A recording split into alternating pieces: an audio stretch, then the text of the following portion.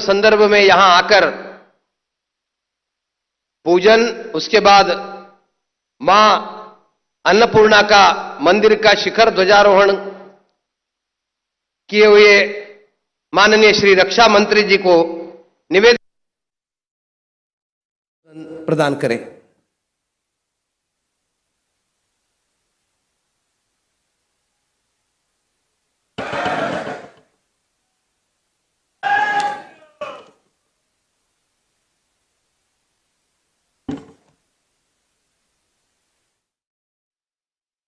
बोलिए सियावर रामचंद्र की, सियावर रामचंद्र की। बहुत बहुत धन्यवाद। हमारे उत्तर प्रदेश के कर्मठ एवं यशस्वी माननीय मुख्यमंत्री श्री योगी आदित्यनाथ जी और राम जन्मभूमि तीर्थ सेवा ट्रस्ट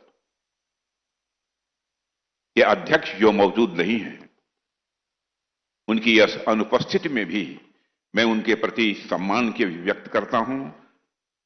पूज्य नृत्य गोपाल दास जी महाराज,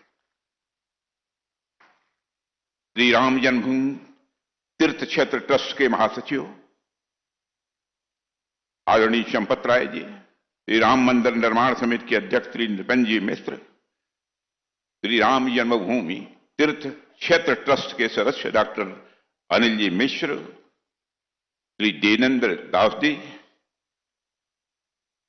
जगत गुरु स्वामी विश्व प्रसन्न तीर्थ महाराज और यहां के प्रभारी मंत्री श्री सूर्य प्रताप जी शाही, महापौर श्री गिरीश पज्जी त्रिपाठी, जिला पंचायत अध्यक्ष श्रीमती रोली सिंह, हमारे सभी मंच पर बैठे पूज्य साधुगण, आदरणीय श्री राम शरणदास जी महाराज, आदरणीय श्री अनंत आचार्य जी महाराज, श्रीधराचार्य जी महाराज, श्री वैदेही वल्लभ शरण जी महाराज, श्री राम दिनेशाचार्य जी महाराज, श्री गौरी शंकर दास जी महाराज, श्री बनवारी पति महाराज जी, श्री भरत दास जी महाराज, ज्ञानी श्री चरणजीत सिंह जी, श्री प्रेम शंकर दास जी महाराज, श्री रविंद्र कीर्ति जी महाराज और मंच पर उपस्थित हमारे सभी प्रतिनिधिगण, विधायकगण और यहां मौजूद सभी भगवान राम के भक्तगण। सबसे पहले तो मैं आभार व्यक्त करना चाहता हूं श्री चंपत राय जी के प्रति कि इस परिसर में जो निर्माण कार्य चल रहा है,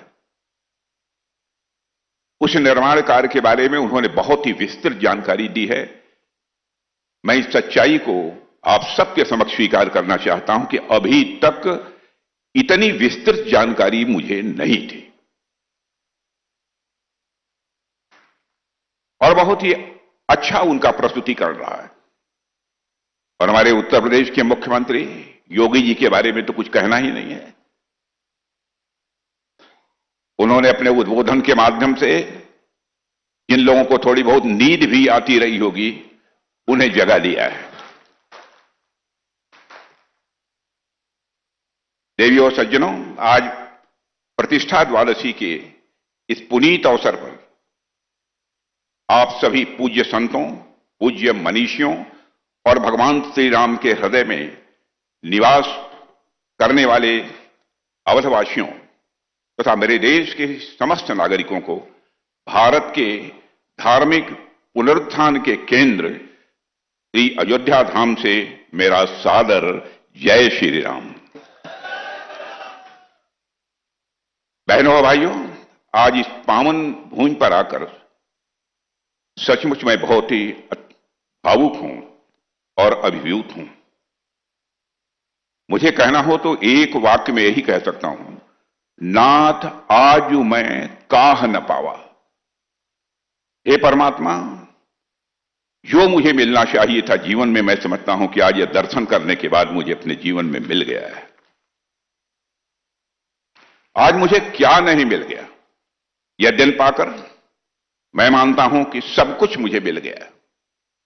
ऐसा लग रहा है जैसे मेरे राघवेंद्र सरकार ने स्वयं इस दिन के लिए मुझे चुना था, इसलिए मुझे यहां आने का अवसर प्राप्त हुआ है। साथियों, आज से 2 वर्ष पूर्व हमारे प्रभु श्री राम सदियों की प्रतीक्षा के उपरांत अपने दिव्य मंदिर में विराजमान हुए हैं। अपनी अद्भुत और तेजस्वी छवि के साथ वे आज केवल अयोध्या ही नहीं अपितु संपूर्ण विश्व को वह कीर्ति प्रदान कर रहे हैं। उस कीर्ति की विशालता को समझने और शब्दों में बांधने का सामर्थ्य मुझ जैसे व्यक्ति में तो नहीं है, परंतु प्रभु की कृपा से आज मैं आप सबके समक्ष यहां पर खड़ा हूं और मुझे लगता है कि आज का दिन मेरे जीवन के सौभाग्यशाली दिनों में से एक है। देवियों और सज्जनों, आज हनुमानगढ़ी में विराजमान श्री हनुमंत जी महाराज, मैं मानता हूं उल्लास से वह परिपूर्ण है। जैसे अपने प्रभु को पुनः वैभव के साथ सिंहासन पर आसीन देखकर उनका हृदय कृतार्थ हो उठा हो। कनक भवन में कनक बिहारी जी आह्लादित हैं। दशरथ महल में चक्रवर्ती महाराज दशरथ अपनी तीनों रानियों के साथ संतोष और गौरव से वह निहाल हैं। आज पतित पावनी माता वात्सल्य भरकर वह बह रही हैं, जैसे अभिषेक स्वयं अपने आंचल से वह कर रही हो। देवियों और सज्जनों, आज अयोध्या की हर गली, हर चौक, हर द्वार, हर श्वास राममय होकर आनंदित है। जिस समय मैं योगी जी के साथ दर्शन करने जा रहा था, अयोध्या की सड़कों पर जो मैंने दृश्य देखा, देवियों सज्जनों, कभी भी जीवन में मैं यह कल्पना भी नहीं कर सकता था। और मैं मानता हूं कि यह आनंद केवल अयोध्या तक ही सीमित नहीं है। आज पूरा अवध क्षेत्र, आज संपूर्ण भारतवर्ष और आज विश्व का प्रत्येक वह हृदय जो राम को जानता है, राम को मानता है, राम को जीता है, सब एक साथ इस समय आह्लादित हैं। सभी एक साथ पूरी तरह से वो प्रसन्न हैं। देवियों सज्जनों, आज का दिन हम सभी के लिए अत्यंत, मैं मानता हूं कि गौरव का क्षण है। और वह ऐतिहासिक क्षण जब भगवान श्री रामचंद्र ने स्वयं अवध की धरती पर पुनः अपने भक्तों को दर्शन देने का समय निश्चित किया था, उसके 2 वर्ष पूरे हो गए हैं। और यही वही अयोध्या है, यह वही भूमि है जो वर्षों तक रक्त रंजित रही है, जिसने अपने राम के लिए, अपने राजा के लिए, अपने आराध्य के लिए असहनीय प्रतीक्षा की है। जिसने अपमान सहे, जिसने पीड़ा सही है, लेकिन फिर भी अपनी आस्था को कमजोर नहीं होने दिया, अपनी आस्था को डगमगाने नहीं दिया। आज जब श्री प्रभु राम के आगमन के 2 वर्ष पूर्ण होने पर हम सभी यहां साक्षी बने खड़े हुए हैं, तो यह उन सदियों की प्रतीक्षा के पूर्ण होने का उत्सव है, ऐसा मैं मानता हूं। 2 वर्ष पूर्व पौष शुक्ल पक्ष की द्वादशी को जो प्राण प्रतिष्ठा हुई थी, वह केवल राम लला की मूर्ति की प्राण प्रतिष्ठा नहीं थी, अपितु वह एक लंबे समय के बाद भारत के जनमानस में पुनः हुई आध्यात्मिक प्राण प्रतिष्ठा थी। मेरे बहनों एवं भाइयों, हमारे प्रधानमंत्री जी कहते हैं कि आज इस देश में जो कुछ भी हो रहा है और आने वाले कुछ वर्षों में इस देश में जो कुछ भी होगा, वह भविष्य के 1000 वर्षों की नींव रखेगा।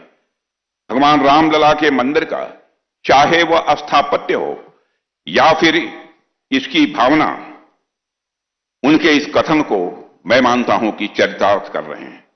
बिना लौह धातु के केवल विशिष्ट शिलाओं से निर्मित यह मंदिर आगामी हजारों वर्ष तक प्रभु श्री राम के चरित्र का गुणगान विश्व के सम्मुख करता रहेगा, ऐसा मैं मानता हूं। हम सभी पिछली अनेक पीढ़ियों में सबसे सौभाग्यशाली पीढ़ी में जन्म लिए। हम सभी पिछले अनेक पीढ़ियों में सबसे सौभाग्यशाली पीढ़ी में जन्मे हैं, और यह हमारे पूर्व जन्मों का फल है कि हम यह दिव्य दृश्य प्रत्यक्ष अपनी आंखों से देख रहे हैं। इस दुनिया से जाते समय हम सबके लिए सबसे बड़ा संतोष का विषय होगा, मेरे बहनों भाइयों, कि हमने अयोध्या में अपने राम को 2 साल पहले आते हुए हमने देखा है। सैकड़ों वर्षों से अयोध्या अपने राम का इंतजार कर रही थी। न जाने कितनी आंखें अपने प्रभु का इंतजार करते हुए पथरा गई थी, लेकिन हमारी आंखों ने वह दृश्य देखा, हमारे बच्चों ने वह दृश्य देखा।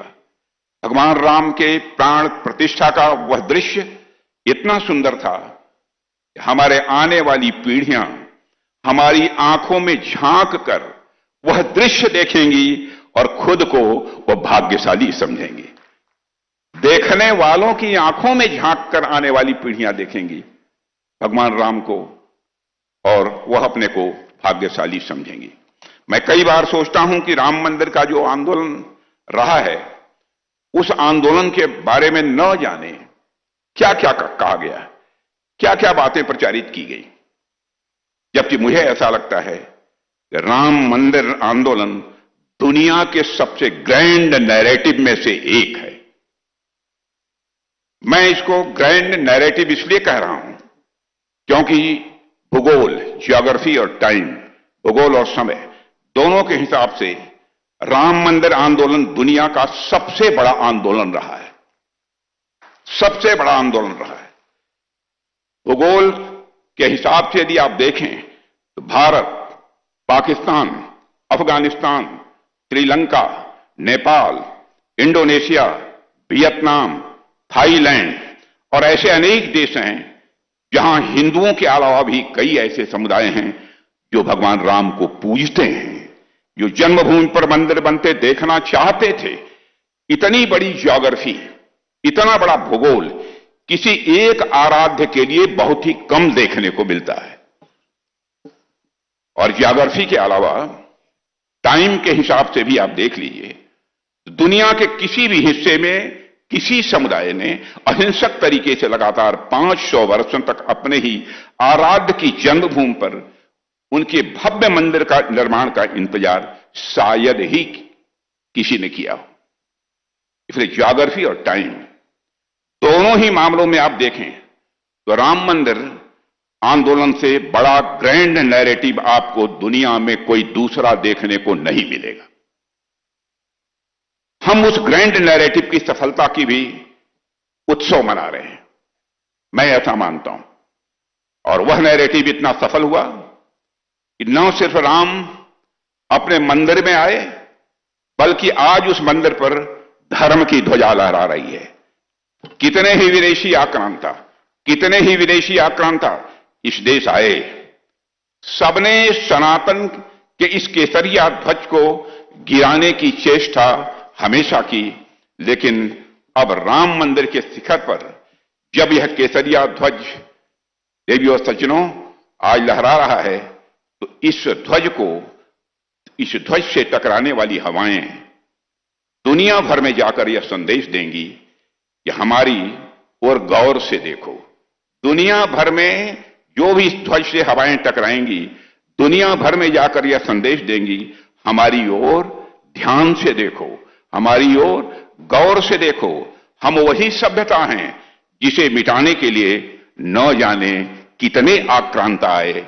आज उन आक्रांताओं के कहीं अवशेष भी नहीं बचे हैं और हमारे ध्वज समंदर पार भी गगन से इस समय बातें कर रहे हैं। देवियों सज्जनों, जब हम भगवान श्री राम के चरित्र को पढ़ते हैं, रामायण से रामचरितमानस या राम कथा के अन्य प्रसंगों को हम समझते हैं, तो एक बात बार बार सामने आती है कि जब जब इस धरती पर ऋषियों ने यज्ञ करने का संकल्प लिया, तपस्या का मार्ग चुना, धर्म की स्थापना का उन्होंने प्रयास किया, तब तब कुछ आसुरी शक्तियां आईं और उस यज्ञ को भंग करने का उन्होंने प्रयास किया।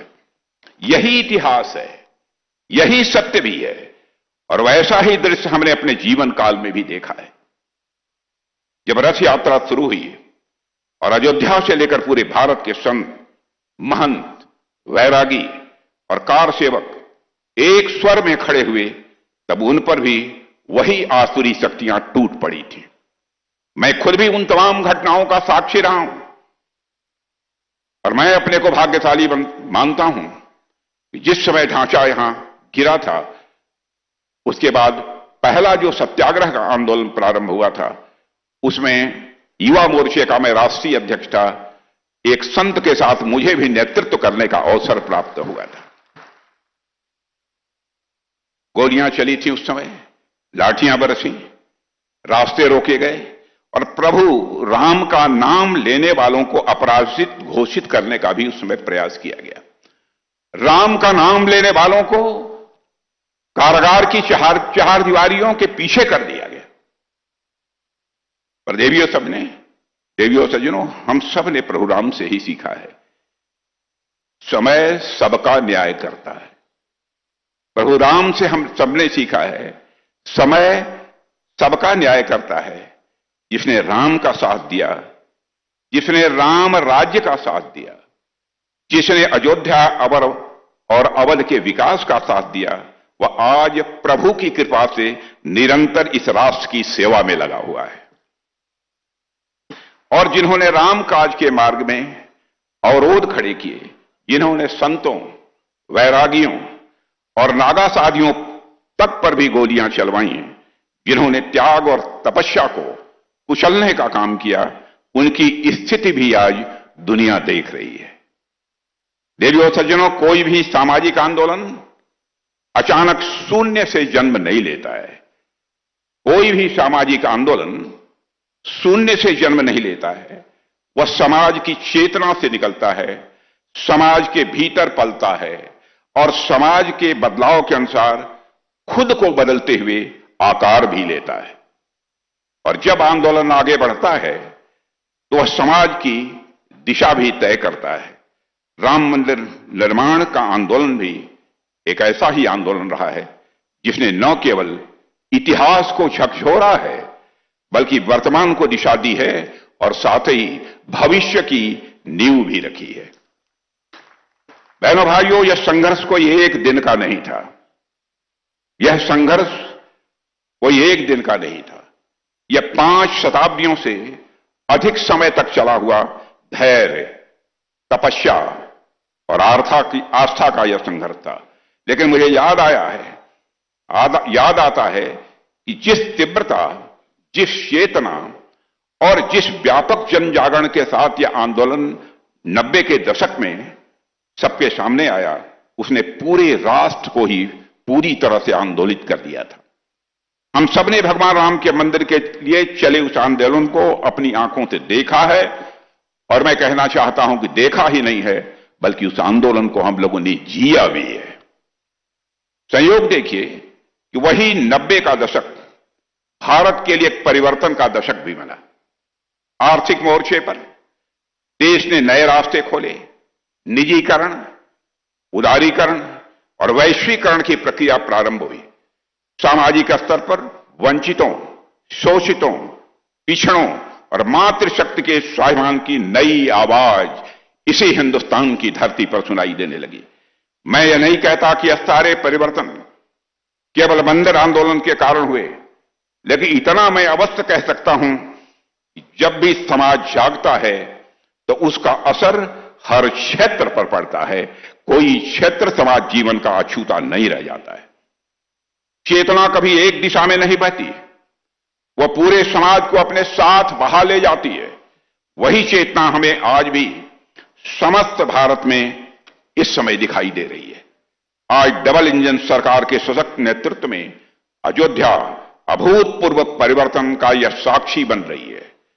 हमारे प्रधानमंत्री जी की दूरदर्शी सोच के अनुरूप आस्था, संस्कृति और इतिहास को संजोते हुए यहां विश्व स्तरीय आधारभूत संरचना का निर्माण हो रहा है।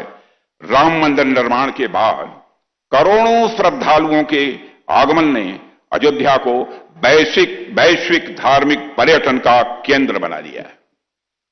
सड़कों, आवास, हरित क्षेत्रों, हवाई अड्डे और रेलवे के विकास से अयोध्या एक आधुनिक, सुरक्षित और समृद्ध मॉडल शहर के रूप में इस समय हम सबके सामने खड़ा है।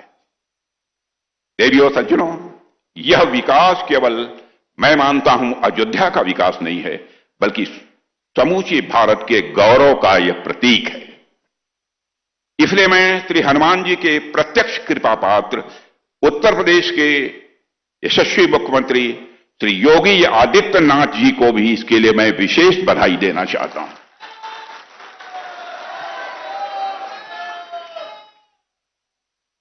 देवियों सज्जनों, भारतीय परंपरा में धर्म को किसी संकीर्ण आस्था या कर्मकांड तक सीमित नहीं किया गया है।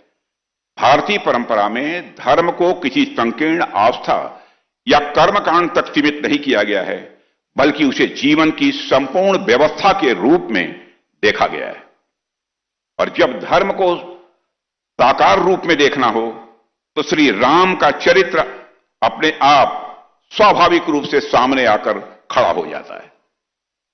महर्षि वाल्मीकि ने भी राम को विग्रहवान धर्म कहा है। महर्षि वाल्मीकि ने भी राम को विग्रहवान धर्म कहा है, अर्थात धर्म स्वयं यदि देह धारण करे तो वह राम होगा। धर्म यदि स्वयं देह धारण करे तो कौन होगा? कौन होगा? कौन होगा? कौन होगा? कौन होगा? कौन होगा?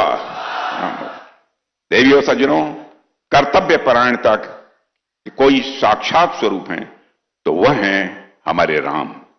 कर्तव्य परायणता के कोई साक्षात स्वरूप हैं तो वह हैं हमारे राम। नीति के कोई साक्षात स्वरूप हैं तो वह हैं हमारे राम। मर्यादा के कोई साक्षात स्वरूप हैं तो वह हैं हमारे राम। और धर्म के कोई साक्षात स्वरूप हैं तो वह हैं हमारे राम। राम यानी सत्य, राम यानी संयम, राम यानी संकल्प, राम यानी अनुशासन, राम यानी संघर्ष। सबके साथ राम यानी संघर्ष। राम का जीवन किसी चमत्कार या अलौकिकता का प्रदर्शन नहीं है, बल्कि वह निरंतर कठिन परिस्थितियों में विवेकपूर्ण निर्णय लेने की, मैं मानता हूं, अपने में वह कथा है। वे धर्म के रक्षक ही नहीं, बल्कि धर्म के अनुशीलक भी हैं। उनका धर्म स्थिर नहीं है, उनका धर्म परिस्थितियों के साथ प्रश्न करता है। उनका धर्म परिस्थितियों से प्रश्न करता है, स्वयं को कसौटी पर कसता है और फिर भी मूल्यों से विचलित वह नहीं होता है। ऐसा है हमारे राम का धर्म। राम की महानता इसी में है कि वे कभी अपने कर्तव्य को सरल नहीं बनाते, बल्कि स्वयं को कठोर बनाकर कर्तव्य का वह निर्वाह करते हैं। कहना मैं यह चाहता हूं, राम किसी कथा का विषय नहीं है, राम किसी ग्रंथ के अध्याय नहीं है। राम वह चेतना है जो मनुष्य को मनुष्य बनाए रखती है। राम वह चेतना है जो मनुष्य को मनुष्य बनाए रखती है। जहां निर्णय लेना कठिन हो जाता है, वहां राम आदर्श बनकर खड़े हो जाते हैं। जहां शक्ति उन्माद बनने लगती है, वहां राम मर्यादा बनकर खड़े हो जाते हैं। जहां अधिकारों की बात आती है, वहां राम कर्तव्य बनकर हम सबके सामने आ जाते हैं। ऐसे हैं हमारे राम। राम वहां है जहां मन स्वार्थ से ऊपर उठकर विवेक का हाथ थाम लेता है। राम वहां है जहां मन स्वार्थ से ऊपर उठकर विवेक का हाथ थाम लेता है। राम उस धर्म का स्वर है जो जीवन के हर संघर्ष में उतरता है। वन की धूल में राम है, राज सिंहासन की गरिमा में राम है, निषाद राज के आलिंगन में राम है, और सबरी की प्रतीक्षा में भी यदि कोई है तो हमारे और आपके राम है। जहां किसी ने आखिरी आशा छोड़ी नहीं, जहां किसी ने आखिरी आशा छोड़ी नहीं, वहां राम उपस्थित हैं। जहां किसी ने आखिरी आशा छोड़ी नहीं, वहां राम उपस्थित हैं। और जहां किसी ने अन्याय सहकर भी अधर्म नहीं चुना, वही राम जीवित हैं। देवियों सज्जनों, जब हम लोग भगवान राम की मर्यादा पर चर्चा कर रहे हैं, तो मैं उनकी मर्यादा का हम भारतीयों पर जो असर पड़ा है, उस पर भी मैं आपका ध्यान दिलाना चाहूंगा। मैं हमेशा कहता हूं कि राम हमारी चेतना में बसे हैं। वे हमारी चेतना में ऐसे रचे बसे हैं कि उनकी मर्यादा अब हमारी पहचान बन गई है। भगवान राम हमारे इतिहास के सबसे महान योद्धाओं में से एक थे, लेकिन उतने महान होने के बावजूद उन्होंने युद्ध में भी एक किस्म की मर्यादा सदैव रखी है। ऐसे थे हमारे राम। राम शत्रु से युद्ध करते हुए भी अपनी मर्यादा नहीं लांघते हैं। राम शत्रु से युद्ध करते हुए भी अपनी मर्यादा नहीं लांघते हैं। जब युद्ध भूमि में राम नागपाश जैसे दिव्यास्त्रों के प्रभाव में आते हैं तो वे उसे अस्वीकार नहीं करते, बल्कि उसकी शक्ति और नियमों को वह स्वीकार करते हैं। युद्ध के बीच में भी राम मर्यादा नहीं छोड़ते, और रावण जब निहत्था होता है, जब रावण निहत्था होता है तो हमारे राम युद्ध को स्थगित कर देते हैं। ऐसे हैं मर्यादा पुरुषोत्तम भगवान राम। राम जानते हैं कि मर्यादा टूटे, राम जानते हैं मर्यादा टूटे तो विजय भी पराजय बन जाती है। ऐसे हैं हमारे राम। देवियों सज्जनों, रक्षा मंत्री हूं इस देश का। ऑपरेशन सिंदूर की मैं जरूर चर्चा करना चाहूंगा।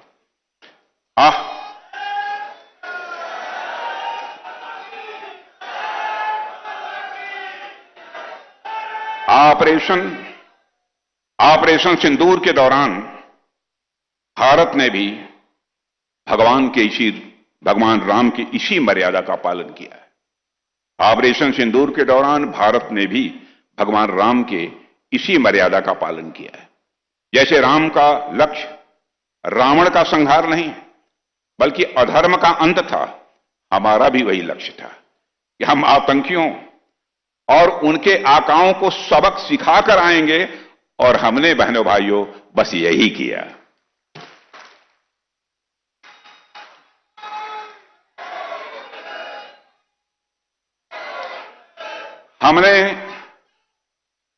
हमने अंधाधुन प्रतिक्रिया नहीं दी, बल्कि सीमित, नियंत्रित और उद्देश्यपूर्ण कार्रवाई की।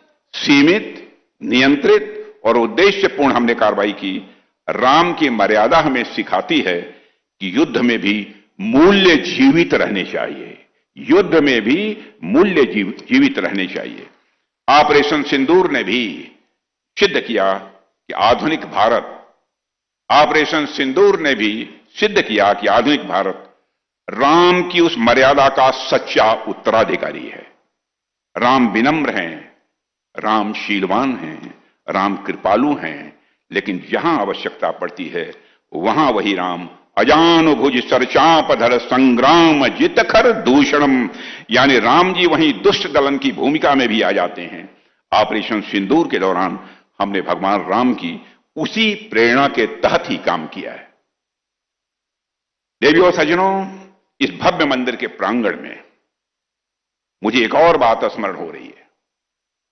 अयोध्या में आज माता शबरी मंदिर, निषाद राज मंदिर, सुग्रीव मंदिर, वाल्मीकि मंदिर जैसे अनेक मंदिर न केवल दिव्यता के बल्कि सर्व समावेशिता के एक प्रत्यक्ष उदाहरण के रूप में हमारे सम्मुख विद्यमान है।